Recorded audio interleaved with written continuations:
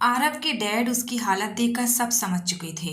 उन्हें अंदाजा हो गया था कि रूही ने कोई ऐसा कदम उठाया है जिससे सब बिखर गया है। उन्होंने आरव के कंधे पर हाथ रखा और बेहद शांत आवाज में कहा कि कभी कभी रिश्तों में खामोशी ही दवा होती है। आरव, रूही ने भी बहुत कुछ झेला है, उसे थोड़ा समय दो, सब समझ जाएगा। लेकिन आरव का कलेजा जैसे फट रहा था। उसे अब किसी से सुकून नहीं मिल रहा था। दूसरी तरफ आरुषि जैसे ही रूही के घर पहुंची, वहां का नजारा देख ठिठक गई। बाहर सिक्योरिटी का पहरा देख कर हैरान रह गई। उसने कड़क आवाज में पूछा, यहाँ इतनी सिक्योरिटी क्यों खड़ी है? वह तेजी से अंदर जाने लगी, लेकिन गार्ड्स ने उसे रोकते हुए कहा कि मैम, बिना इजाजत आप अंदर नहीं जा सकती। यह सुनते ही आरुषि का पारा चढ़ गया। उसने उसने कहा कि रास्ते से हटो। मैंने कहा हटो। तनु और नेहा ने उसे पहले कभी इतने रुद्र रूप में नहीं देखा था। वे उसे समझाने लगी, आरुषि प्लीज शांत हो जाओ, बात बढ़ जाएगी। लेकिन आरुषि आज किसी की सुनने की मूड में नहीं थी। उसकी जिद के आगे गार्ड्स को अंदर कॉल करना पड़ा। अंदर कार्तिक गुस्से में चिल्लाया, तुम लोग बाहर खड़े 3 लोगों को नहीं संभाल पा रहे?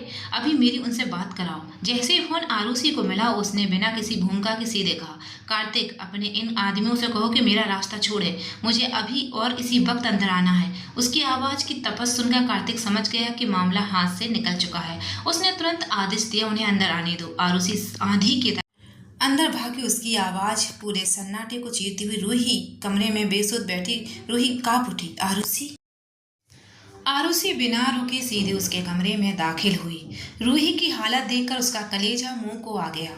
चेहरे पर खून के निशान और आंखों में बेइंतहा दर्द। रूही ने कांपते होठों से कुछ कहना चाहा। आरुषि, मेरी बात सुनो। लेकिन इससे पहले कि वह एक शब्द भी पूरा कर पाती, आरुषि ने पूरी ताकत से रूही के चेहरे पर एक जोरदार तमाचा जड़ दिया। उस एक तमाचे की गूंज के साथ ही कमरे में ऐसा सन्नाटा छा गया जिसे महसूस कर पाना सबकी सांसें थम गईं। तनु, नेहा और अनु के होश उड़ गए थे, क्योंकि उन्होंने आरुषि को हमेशा शांत और समझदार की ही देखा था। वो हर परिस्थिति को संभालना जानती थी, लेकिन आज पहली बार वो इतनी उग्र थी। तनु ने तुरंत अनु से कहा कि मम्मी पापा को नीचे ले जाओ। जैसे ही सब लोग वहां से हटे, आरुषि का बांध टूट गया। वो रूही की तरफ बढ़ते हुए तेज आवाज में बोली, तुम्हारी हिम्मत कैसी हुई ये सब करने की? हम सबके साथ इतना बड़ा खेल खेलने की, हम सबके जज्बातों से खेलने की? इतना बड़ा फैसला लेने से पहले एक बार तुमने हमसे पूछना जरूरी नहीं समझा? उसकी आवाज में गुस्सा और दर्द दोनों था। रूही ने उसे समझाने की कोशिश की, आरुषि मेरी बात सुनो, लेकिन आरुषि ने उसे बीच में ही रोक दिया। नहीं, आज तुम सिर्फ सुनोगी, बहुत हो गया, अब मेरी बारी है। वो आगे बोली, तुम इतनी बदल कैसे गई हो? तुम इतनी कठोर कैसे हो सकती हो? तुम उस इंसान से इतनी नफरत कैसे कर सकती हो जो तुमसे बेहिसाब प्यार करता है? कमरे में कुछ पल के लिए खामोशी छा गई। दोनों की आंखें आंसुओं से भरी हुई थी। आरुषि ने रूही की आंखों में देखते हुए कहा, तुम्हें पता भी है तुम्हारे इस फैसले ने आरव को कितना तोड़ दिया है? उसकी आवाज अब धीमी हो चुकी थी, लेकिन हर शब्द सीधे दिल पर चोट कर रहा था। आरुषि ने अपनी बात जारी रखते हुए कहा, आरव ने तुम्हारे लिए अपना सब कुछ दांव पर लगा दिया। कॉलेज के दिनों से लेकर आज तक उसने सिर्फ तुमसे प्यार किया, और बदले में तुमने क्या दिया? सिर्फ बेरुखी। क्या तुम्हें उसकी हालत और उसका निस्वार्थ प्यार कभी दिखाई नहीं देता? आज भी हमारे समाज में लोग बच्चों और परिवार के लिए जीते हैं, पर तुम्हारी दुनिया तो सिर्फ तुम्हारी नफरत के इर्द गिर्द सिमट गई है। तुमने एक बार भी उन मासूम बच्चों के बारे में नहीं सोचा जिन्हें आरव के अलावा किसी और की भी जरूरत ही नहीं है। उन बच्चों की तरफ आंख उठाकर भी मत देखना। 4 सालों तक जब उन्हें माँ की जरूरत थी, तब नेहा और हम सब ने उन्हें पाला है। तुम सिर्फ उनकी बायोलॉजिकल माँ हो, पर उनकी खुशियों में तुम्हारा कोई वास्ता नहीं। नेहा ने भी हृदय गली से कहा, रूही, मैं आरव को गलत समझती थी, उसे प्ले बॉय समझती थी, पर जब साथ रहकर उसे समझा तो पता चला कि वो तो एक जिद्दी बच्चे जैसा है जो अपनी चीज़ों से बेइंतहा प्यार करता है। तुमने उसे समझने में बहुत बड़ी गलती कर दी है। तनु ने भी भारी मन से कहा, सॉरी दी, पर इस बार आप गलत हैं। आप आरव जीजू के साथ साथ हम सबके साथ बहुत गलत कर रही हैं। सबके जाने के बाद रूही फर्श पर गिरकर फूट फूट कर रोने लगी। उसे आरुषि की कही एक एक बात कांटे की तरह चुभ रही थी। उसे अपनी हर गलती याद आ रही थी। अगली सुबह जब वह वापस मेंशन पहुंची तो वहां सन्नाटा था। तनु ने उसे एक लेटर दिया जो आरब छोड़कर गया था। उसमें लिखा था, रूही, तुम मुझसे नाराज हो इसलिए मैं यहाँ से जा रहा हूँ। डरो मत, मैं हमेशा के लिए नहीं जा रहा, क्योंकि मैं तुमसे दूर रह ही नहीं पाऊँगा। निया और बेवान को तुम्हारी ज़रूरत है। मैं उन्हें माँ का प्यार नहीं दे सकता। अपना ख्याल रखना। मैं तुमसे बहुत प्यार करता हूँ। क्यों और कितना, इसका जवाब मेरे पास नहीं है। इतना जानता हूँ कि अगर तुम नहीं तो मैं भी नहीं। तुम्हारा आरव। रूही की आंखों से आंसू रुकने का नाम नहीं ले रहे थे। लेटर पढ़कर रूही को बहुत बड़ा झटका लगा। उसके पैरों तले जमीन खिसक गई। उसे समझ नहीं आ रहा था कि आरव ने ऐसा क्यों किया। वह इस तरह बिना किसी को बताए घर छोड़कर कैसे जा सकता है, जबकि कल ही उसने रूही को घर वापस आने की चेतावनी दी थी। उसने कांपती आवाज में कहा, आरव, आरव, तुम ऐसे कैसे जा सकते हो?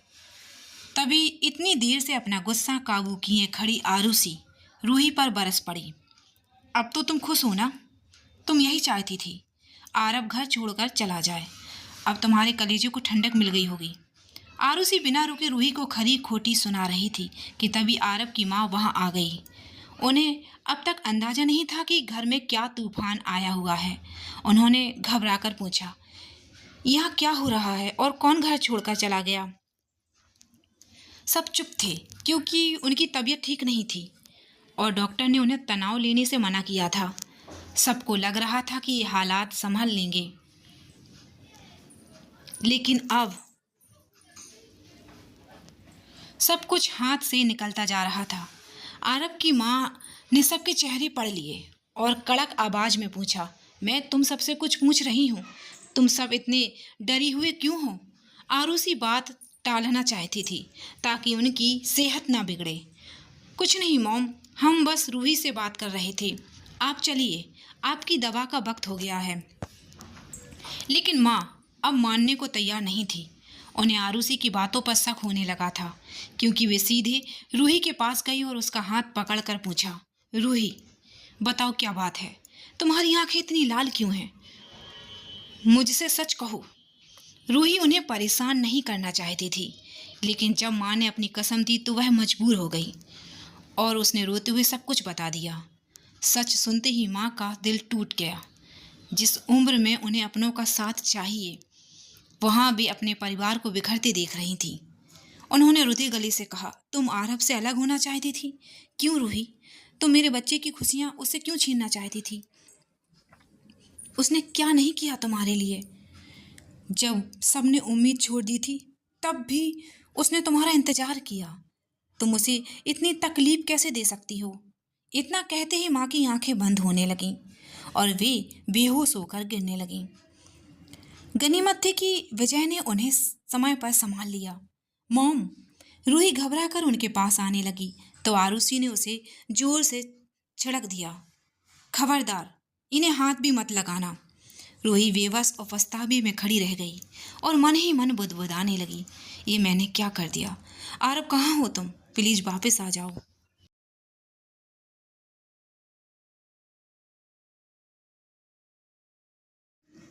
रूही अपने कमरे के सन्नाटे में बैठी बार बार उस पत्र की पंक्तियों को पढ़ रही थी और हर शब्द के साथ उसके आंसू और तेज हो रहे थे। उसे इस बात पर यकीन ही नहीं हो रहा था कि आरब उसे इस तरह अकेला छोड़कर जा सकता है। आरब का व्यक्तित्व ऐसा था कि वह जो चाहता था उसे अपनी जिद से हासिल करके ही दम लेता था। रूही के साथ भी वह अब तक वही कर रहा था, जो फिर अचानक वह इस तरह हार मानकर पीछे हट सकता है। रूही ने सिसकते हुए खुद से कहा, आरव, कहीं तुम्हें कुछ नहीं, भगवान के लिए तुम जहाँ भी हो सुरक्षित रहना। तभी नेहा उसके करीब आई, उसे सहारा देते हुए बोली, रूही, खुद को संभालो, आरव जहाँ भी होगा सलामत होगा।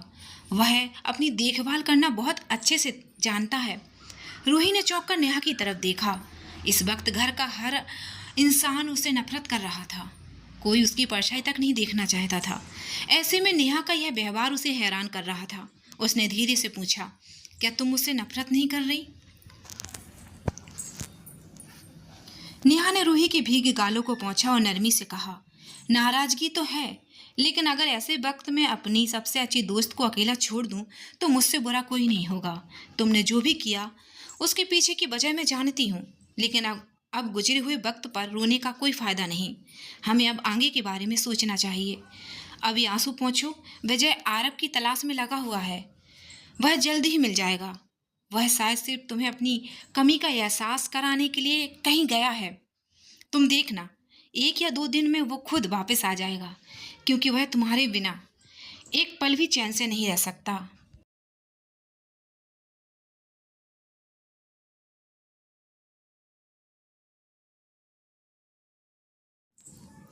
नेहा की बातें सुनकर रूही के मन में उम्मीद की एक किरण तो जागी, पर डर अभी भी हावी था।